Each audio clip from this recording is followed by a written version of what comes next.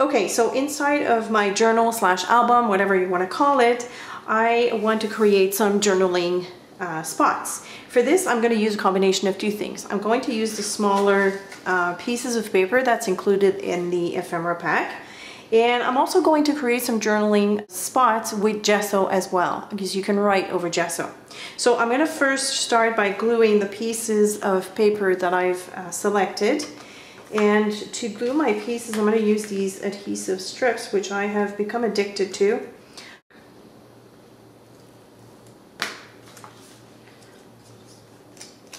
They're a great solution as well if you are on the go.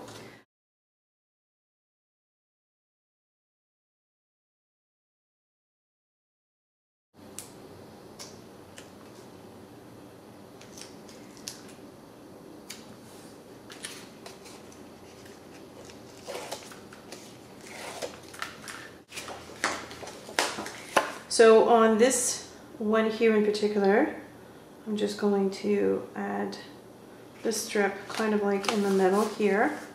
I'm not thinking too much when I'm doing this. This is supposed to be like a very fun process. So I'm trying to choose colors that are complementing the opposite page.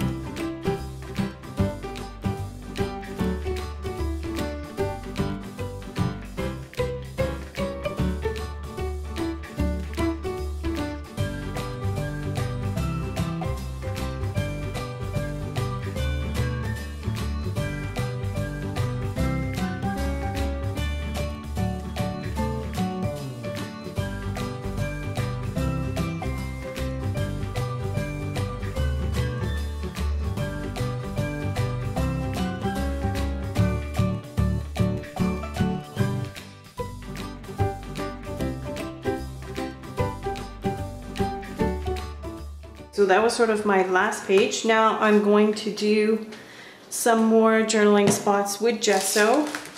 And I have a palette knife. I'll see how it goes with the palette knife, but I just might use my fingers in the end because I like to use my fingers. I like to get messy.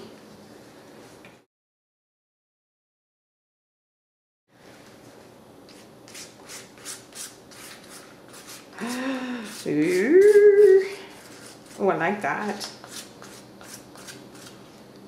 Isn't that fun? Love it. I can even, if I want to grunge the other side up, I can even run my finger, like run a bit of gesso, just to tie it into the background.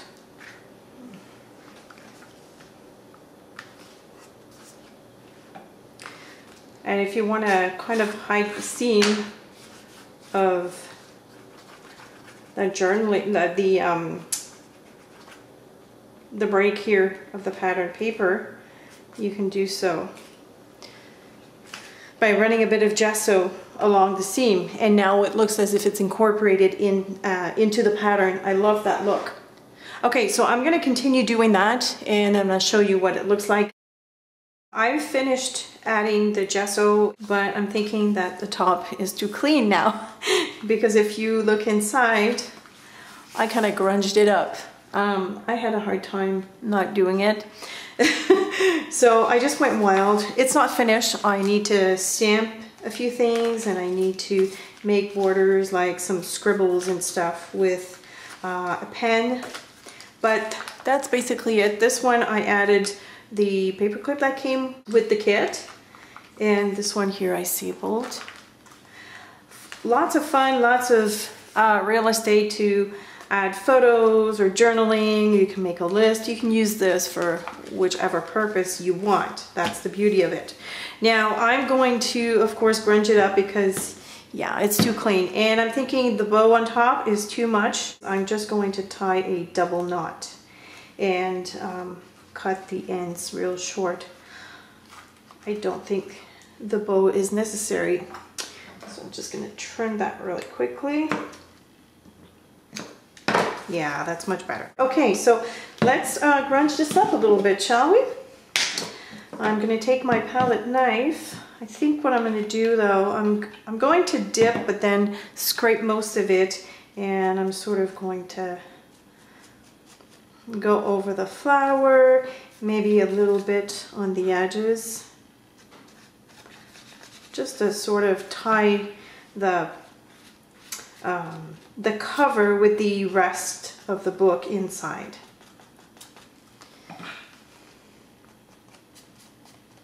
Because I find the cover is way too different than what I have going on the pages. So maybe a little bit more here at the bottom. There we go. Yes. Now that's much better. I want to add some scribbles and some doodling inside the book. Here, for instance, I can just go around these circles and emphasize them. And here I can just like simply follow roughly the outline of that where I added the gesso, and just scribble around it and make it totally imperfect. For this I'm using a Pilot Permaball pen. You can also use the food ball. To me this adds the perfect contrast to the different colors and the white that's going on right here.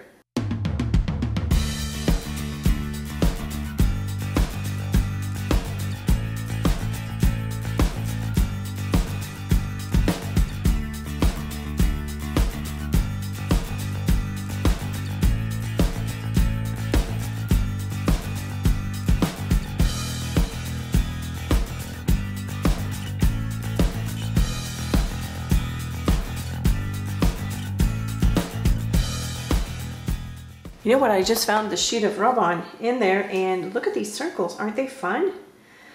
And I also like this flourish, so I think I'm going to separate these from the sheet, and I'm going to use these on some pages. I think they're just too fun to leave alone.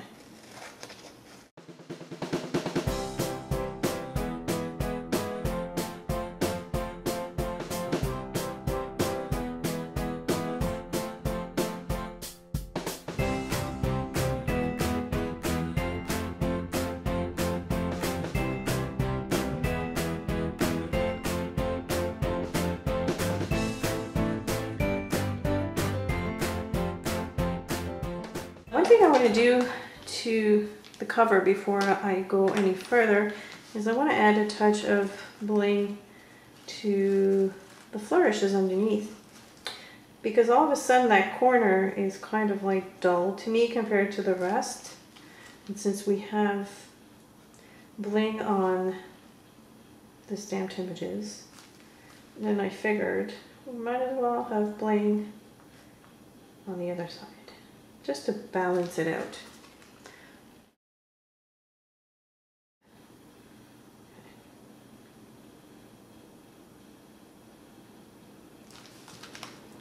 Yep. Let's stamp. Let's see. I know I want to repeat the bird somewhere else in here, maybe not at the beginning, but I think here would be a nice spot for it.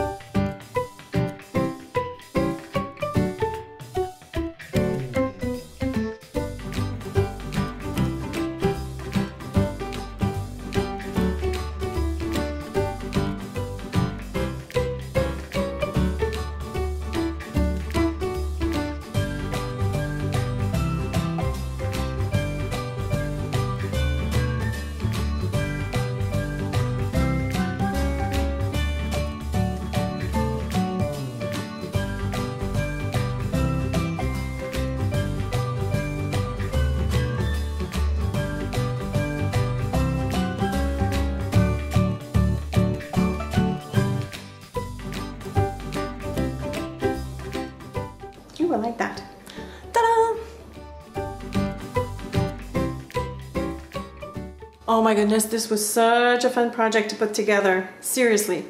This is what happens when you don't overthink things. As I was explaining earlier, I just kind of let the supplies that I have dictate me where I was going. And because I had one pack to play with, I kind of had to use that, and look at all that I have left. I mean, I put a journal together and I have all of these things, plus the stamp set that will last you forever, which is awesome. I still have some of the orange ribbon left over. I have these fabulous rub-ons that I can use on a kid's project. I mean, you know, look at all these papers that I have left. Seriously. And look at this fun paper for a boy album, you know. So, and I have these pieces as well. And I have 2 flowers and all of these embellishments. Awesome. So let me just show you very briefly, again, one last look at the finished album. All right, so we have our cover, which is all glittery. I love that technique. It was a lot of fun to play with. And by the way, I did not try this before. As I said, I saw it on YouTube and I decided to go for it. And it's a lot of fun. I love it. And we have our first page. I love how this came together. The gesso with the pattern paper, the stamping, the doodling. How fun is that? It really didn't take me long to do all of that. The flourishes. It's a neutral page. It's fine. And then the little birdie here. And I love that we see the paper clip on the back of it. It adds some interest. Actually, you know what? Let me just do something real quickly. Orange probably. Let me just stick that flower here. I know I didn't want to mention, but it's fun, right? I like it. All right. And then our playing card, which I ripped in 2 and then just added it. This one is stapled. This one is with the paper clip. Love these rub-ons. They go on like butter, which is always a plus, because with rub-ons it's always a hit or miss. These flowers and that one with the rub-ons again. And then the back. I didn't add anything to the back. And that's it. Now let me show you. I have 2 more kits by BoBunny. 2 more ephemera kits. This one is from the Our Little Monster collection, which I bet has a lot of kids theme. Look at these fun brads. They're monsters. Oh, I love them. And again, there's a stamp set, fun buttons, and if I'm not mistaken, I even saw googly eyes earlier. Yep, there's one right here. And I'm sure that the paper is a lot of fun. Again, more of the text paper. And this one is the Christmas one. This one is Christmas collage ephemera, and there's also a little project for you to do inside there. So look how fun that is. You know, 'tis the season is coming, so you might want to come and check those out at the store. This concludes our 2-part tutorial. I hope that you've enjoyed this process. It was a lot of fun. And in case you're following us for the first year, don't forget that on December 1st, which is this coming Monday, we are having our 12 days of Christmas. So there's going to be 12 videos for you, 12 consecutive days full of projects, goodies, and fun. So I hope that you will join us for that. And thanks for watching. As usual, if you have any questions or comments, please leave them below, and I will see you on Monday.